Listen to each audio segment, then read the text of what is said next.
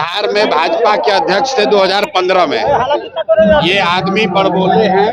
15 में भी कह रहे थे कि 200 सीट जीतेंगे, 55 गो सीट आया था भाजपा का। उसके बाद ये बंगाल में बनाए गए इंचार्ज, तो वहां पर भी इनको उठा के पटक है। इन लोकसभा में सबसे खराब कहीं अगर भाजपा का प्रदर्शन रहा तो वो बंगाल में रहा। अब यहाँ पर आए हैं और यहाँ पर उनकी छवि क्या है स्वास्थ्य मंत्री के तौर पर, ये हमको बताने की जरूरत नहीं है। कॉटन बैंडेज में पैसा लेने वाले लोग प्रशांत किशोर के बारे में बोलने का दम नहीं रखते हैं। बिहार की वर्तमान राजनीति में लगातार स्वास्थ्य मंत्री मंगल पांडे का जिक्र हो रहा है, खासकर जब से जन स्वराज के सूत्रधार प्रशांत किशोर ने पिछले दिनों संपूर्ण क्रांति और व्यवस्था परिवर्तन के उद्देश्य से शुरू की गई बिहार बदलाव यात्रा के तहत प्रेस वार्ता के दौरान एक पत्रकार के सवालों पर जवाब देते हुए कहे थे कि कौन है मंगल पांडे, मैं उसे नहीं जानता। उन्होंने कहा कि हम मंगल पांडे को बिहार के स्वास्थ्य मंत्री के तौर पर नहीं जानते, क्योंकि जब कोविड के समय में बिहार के लाखों लोग पैदल अपने घर आ रहे थे तब मंगल पांडे ही राज्य के स्वास्थ्य मंत्री थे। इसलिए बिहार की जनता और खास करके युवाओं को याद रखना चाहिए कि जब कोविड महामारी के दौरान आम जनता मुसीबत में थी तब मंगल पांडे ही बिहार के स्वास्थ्य मंत्री थे और उन्होंने क्या किया आप सभी भली भांति जानते हैं। तो ऐसे में आज हम स्वास्थ्य मंत्री मंगल पांडे के बारे में आपको बताते हैं। मंगल पांडे का जन्म 9 अगस्त 1972 को हुआ था। वे भारतीय जनता पार्टी से संबंधित एक भारतीय राजनीतिज्ञ रहे हैं जो वर्तमान में बिहार के स्वास्थ्य मंत्री के रूप में कार्य कर रहे हैं। उन्होंने 2013 से 2017 तक बिहार के भाजपा अध्यक्ष के रूप में भी कार्य किया है। भारतीय जनता पार्टी के नेता मंगल पांडे 7 मई 2012 से विधान परिषद के सदस्य हैं। 2017 के विधानसभा चुनाव के लिए मंत्री के रूप में जाने के लिए मंगल पांडे हिमाचल प्रदेश के भाजपा प्रभारी भी है। 1987 में जब भारतीय जनता पार्टी देश भर में अपना आधार बना रही थी, उस समय मंगल पांडे आरएसएस की छात्र शाखा अखिल भारतीय विद्यार्थी परिषद में शामिल हो गए।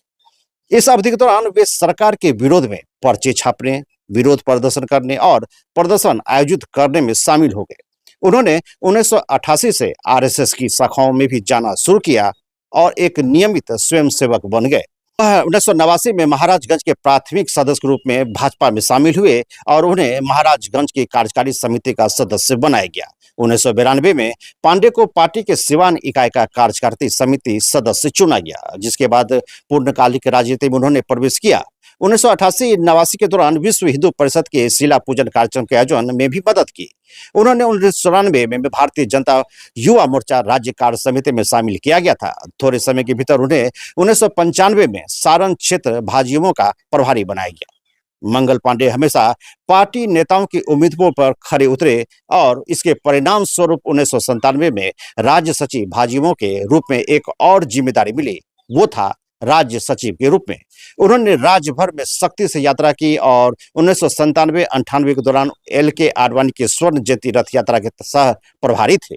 2000 में उन्हें भाजयुमो का प्रदेश अध्यक्ष बनाया गया।